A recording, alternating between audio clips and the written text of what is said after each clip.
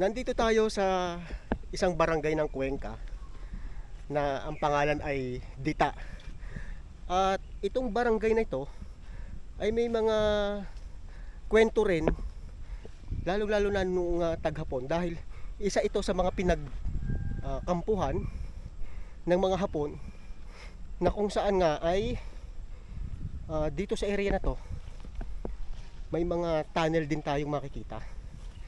Kagaya ng karapit na barangay, ang barangay Ibabaw. So ngayon, nandito tayo at may kasama tayo. Si Tatay Jun. Si Tatay Jun. Tatay. Yan, si Tatay Jun. At saka ang kanyang anak na si Danica. Nagparating sila ng mensahe sa atin na gusto nila na maipakita sa atin yung lugar na to at ituturo sa atin ni Tatay Jun, dahil si Tatay Jun ay bihasa sa lugar na ito at nung kabataan ay napupuntahan itong mga tunnel na ito. Kaya yan ang ating misyon sa araw na to, para maipakita sa inyo ang mga nakatagong tunnel na ginawa ng Hapon sa pamamagitan ng mga kababayan natin para kanilang pagtaguan, para pag-imbakan ng kanilang mga armas, ng mga supply nila. So ilang minuto po bago tayo makarating doon sa sinasabi ninyo?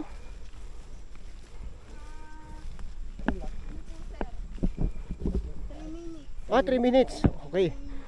So Hospital. Hospital? So ito yung sinasabi sa akin. Hospital lang kunare Hapon. Ayun. Nasaan po? Mababaw lang natakluban. Dito. Pero may hukay pa rin po. Ay kuan natakluban niya.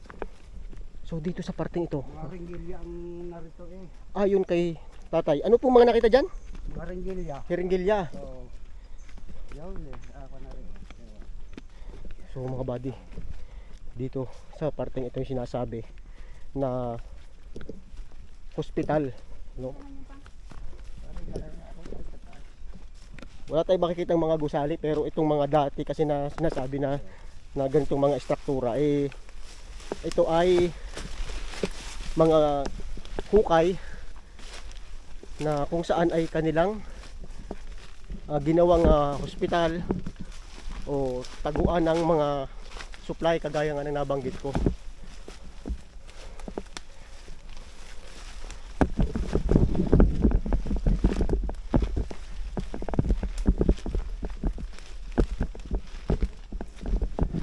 So ito yung mga body, yung isa sa hukay.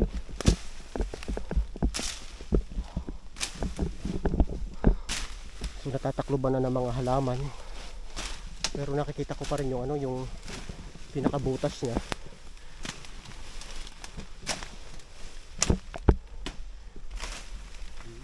Ayan, ito. Okay. Natakluban lang. Oo. So dito po nakita noon yung mga sinasabi ng mga hiringgilya. Kalat nga yan, ang doon. Oo. Kalat yan, ang lalaki ng ringgilya. So yung mga nasusugatan na Hapon, dito nila dinadala para gamutin. Kita ninyo yung ukab ng lupa.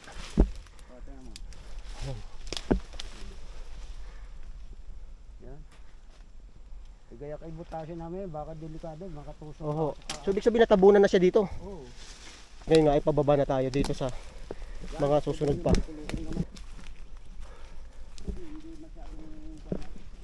So anong sunod natin na pupuntahan ngayon? Ayan, malapit na daw tayo doon sa tunnel. Ito daw yung pinakamalaki, mga buddy. Meron din po dito pero nabuyuan na rin. Yan, umpisa muna natin dito. Oo. Bago tayo mamaya doon. So yan, agbang yan oh. Kumbaga ito ay isang valley.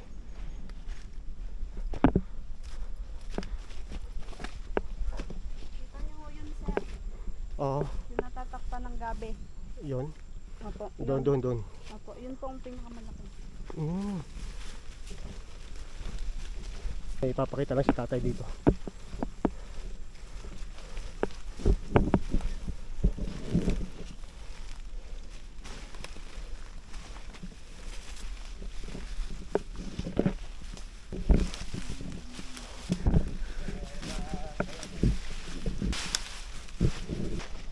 Bukas na bukas pa. Teka. Wow. Mababaw yan, puro pila eh. Hindi na ito. Ito mababaw lang po ito. Oh, yan.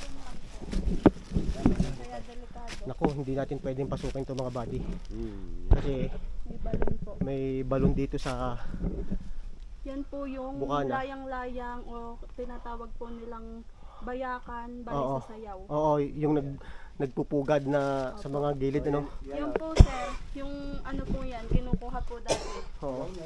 Oh, malalim Yan to po mga yung buddy. ano, parang pinakalagay nila ng ilaw. Oo. Oo nga, yan oh. Yan. Hindi ko alam kung gaano kalalim to mga buddy.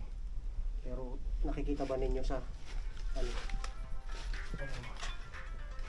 Ito yung isang tunnel na may malaking butas. Kaso, ang problema nito, hindi natin pwedeng pasukin ito kagaya ng tunnel na pinasok natin doon sa ibabaw. Dahil nandito yung isang hukay. Ano po ito? Hinukay na ng mga ano dati? Mga hapon.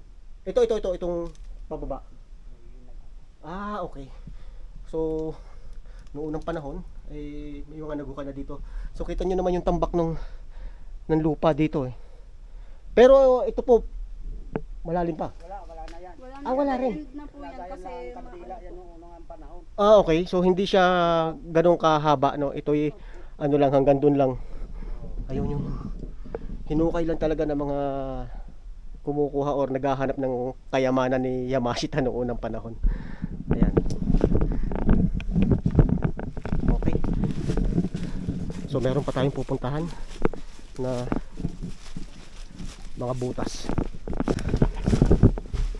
Kailangan natin kumapit sa mga puno dahil tayo ay umaakyat na dito sa matarik na dalisdis ng parteng ito ng barangay Dita. Nasa ano tayo, nasa pinaka ridge tayo kung tawagin.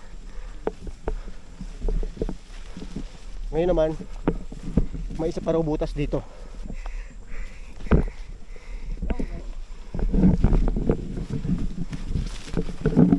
So ito yung isang pambutas.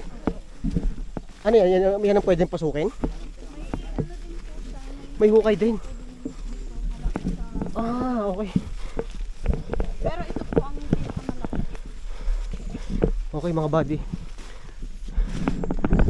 Nandito tayo sa isa pang butas ng tunnel. At eto nga, meron na namang hukay sa Wala nang ano. pwede na sir. Ha? Pwede nyo pong lusutin. Oh, Wala na pong hukay. abay baka mamaya eh. Yan oh. Tataklo ba na? Ayun nga. Dati may hukay dito. Doon, isa kabila. Okay. So lumalabas yung mga ibon. Bakal lang nga rin. Dati hinukay ito eh. So ang isang kuweba kapag may mga ibon, walang ahas yan. Ayun kayo. Oo. Ayan oh. Puro ibon. Hindi ang malaki are. Oo nga. Oo. Sige, Ayun mga buddy.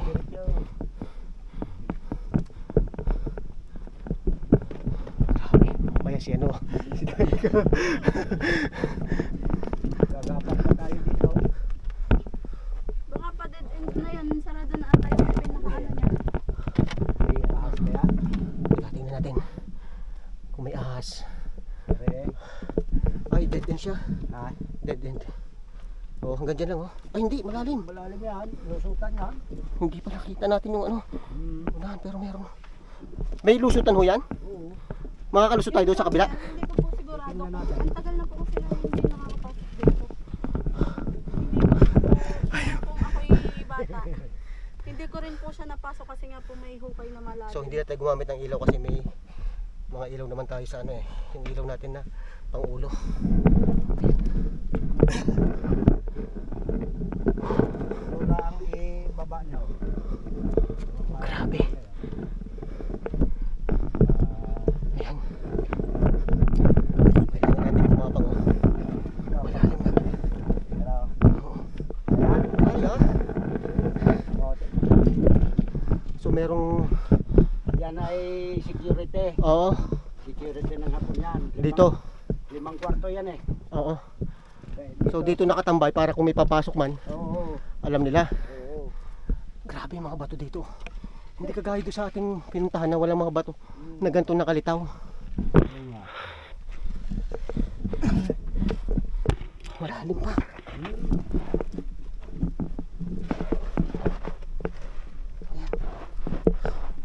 So dito pwede na tayong tumayo. Oo.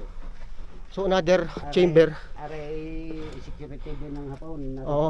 Yan masita. So dalawa na. Oo. Aray, huwag kang lalapit diyan. Huwag Ay kang grabe ang lalapit lalim. Ano po? Bakit po? diyan. Ay, yan pala eh. Teka, isa, dalawa, Tatlo. tatlo. Oo. Yan, tatlo na ha. Huwag kang maglapit diyan, huwag kang maglapit. Oo. Kung hinukaya, nahukay yan eh. Okay.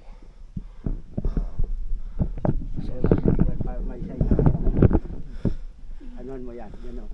So may nakamarka dito. Oh, yan. Ayan mga buddy. Anong ibig sabihin ho kaya niyan? Adi, ibig sabihin na riyan silalim yan. Ang laman. Oo. Yan po ang mga siguro palatandaan din po. Huwag kang lalapit diyan. Sa Dali ka. nila ibinaon. Okay, okay. Yung may kahoy, huwag kang lalapit ha. Dahil yung nang yan tinatandaan nila. So kabisado ni tatay dito dahil pinupuntahan niya rin dito dati. Ari, gayon din o. Ari ang kan. So gagabang tayo. 5,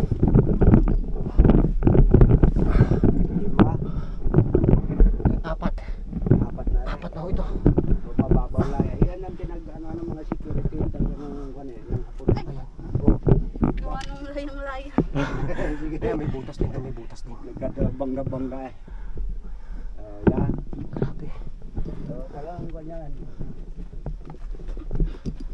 Sirare.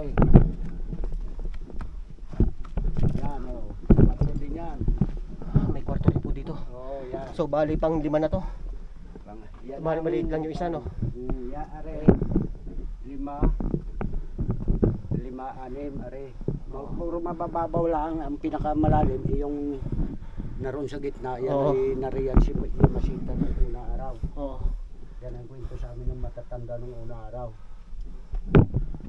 Are naman, yung pinakapulsa na eh. Pinano na na Yan, grabing ibon dito oh. Ay kabag na to ah. Oo, kapag niya. Hindi na to ibon. Yan na. Ang mga kwan. Ay, So malayo pa po yung labasan. ay naglabasan dito. Ha? Dead end Okay. na. Oh my God, ang dami. Kabag. Woo! Okay lang. Kami lang makikiraan. Dami. Oh my. Wow. Wow. Galing. Baka maapa. Ang galing. Wala yatang ilaw yun. Meron. Okay lang po. Hindi, okay lang ako. May ilaw ka diyan. Sa ano baka maapakan. Ay, nandiyan ang labasan? Oo, aray, kabila na ulit. Grabe. Kita nyo ba yan? Yung dami ng kabag na yan. Paano yun? Ano yung security yun? Ay, wala nata eh. Hindi, mayroon. Ay, gagabang pala tayo. Saan? Wala na. Natapunan Wala na. pala yun. Ay siya, wag na ho. Dead end na. Dead end na dito. Tapos ito, may butas din dito. Ayan yan. Natakluban na. So dito sana yung exit kaso Oo. wala na. Kaya naguhuan niya nung naroon sa taas eh. So yan mga buddy. From entrance, ito yung exit. Kaso hindi kagaya doon sa ibabaw na nakagapang tayo palabas. Mga ako niya. Ayan. Dahil aray taas ito. Yan o. Okay, so balik shortcut kami sa pinaka-entrance. Malayo-layo rin yung nilakad namin na sigsag yung itsura nitong itong kuweba na to or tunnel. Ito lang pambihira na napasok ko lang. Oo. Wow. Grabe, ang lalaki ng bato dito sa mga body sa itaas. Hindi kagaya nung ating pinasok nung walang ganitong mga bato. Marami niya.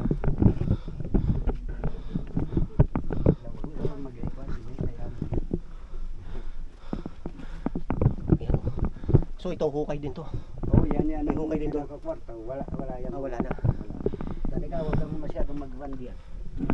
Hindi maligaw i-direct ka pa ibaba diyan. Kaya ba? Oo. Sanay ho tayo sa Gapangan. Ayan. Butas. So ito yung pinakamababang parte na kung saan kailangan tayong gumapang.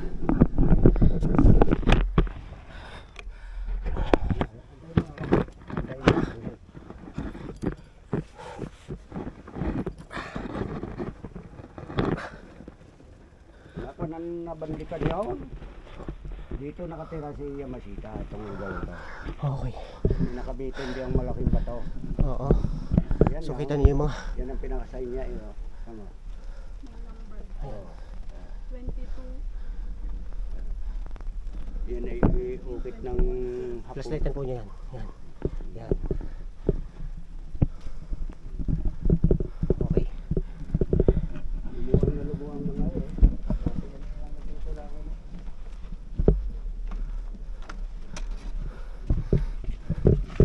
Okay, yuyuko tayo ulit dito. At sinasalubong tayo ng mga kabag. Naku, wag kayo dyan at matatapakan kayo.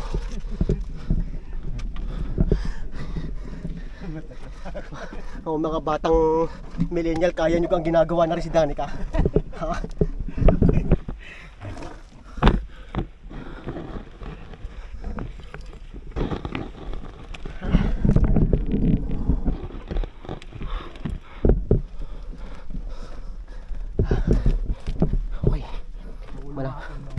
Sige po. Malapit na tayo sa entrance. Yan na. Whew.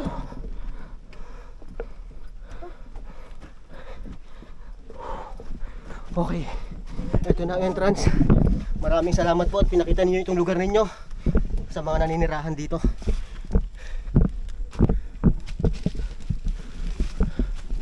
Yung exit, kagaya nung sa ibabaw, nandyan yung entrance niya, yung exit niya, nandito lang, halos may 20 metros.